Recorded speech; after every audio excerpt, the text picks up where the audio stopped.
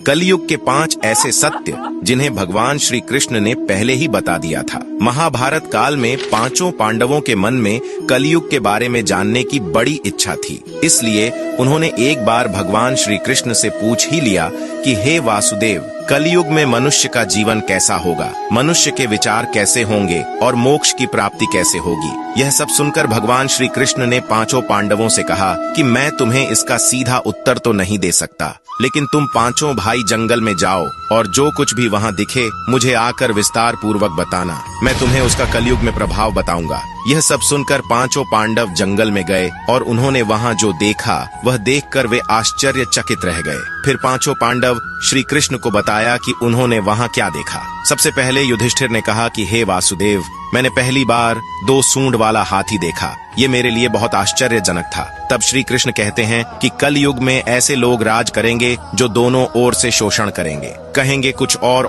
करेंगे कुछ और, मन में कुछ और होगा और कर्म कुछ और ही करेंगे। ऐसे ही लोगों का कलयुग में राज होगा। उसके बाद अर्जुन ने कहा कि हे वासुदेव, मैंने जो देखा वह तो इससे भी आश्चर्यजनक था। मैंने एक पक्षी देखा जिसके पंख पर वेद लिखे थे, लेकिन वह मांस खा रही थी। तब श्री कृष्ण बताते हैं कि कलयुग में ऐसे लोग रहेंगे जो बड़े ज्ञानी कहलाएंगे, वे ज्ञान की चर्चा तो करेंगे लेकिन उनका आचरण राक्षसों जैसा होगा। कलयुग के मनुष्य धन और संपत्ति के लोभी होंगे, भले ही उनके पास कितना भी ज्ञान क्यों ना हो। उसके बाद भीम ने कहा कि एक गाय अपने बछड़े को इतना चाटती है कि बछड़ा लहू लोहान हो जाता है। तब श्री कृष्ण कहते हैं कि कलयुग में माँ के बच्चों की प्रति ममता इतनी बढ़ जाएगी कि उन्हें अपने विकास का अवसर ही नहीं मिलेगा, जिसके कारण मोह माया में पड़कर वे बर्बाद हो जाएंगे। इसके अलावा जब किसी का बेटा घर छोड़कर साधु बनेगा तो हजारों लोग उसके दर्शन करने जाएंगे, लेकिन जब खुद का बेटा साधु बनेगा तो वे रोएंगे कि मेरे बेटे का क्या होगा। कलयुग में बच्चों के प्रति ममता इतनी बढ़ जाएगी कि उसे मोह माया और परिवार में ही बांध के रखेंगे। उसके बाद सहदेव ने कहा कि मैंने 7 कुएं के बीच में एक सूखा कुआं देखा, लेकिन यह कैसे हो सकता है।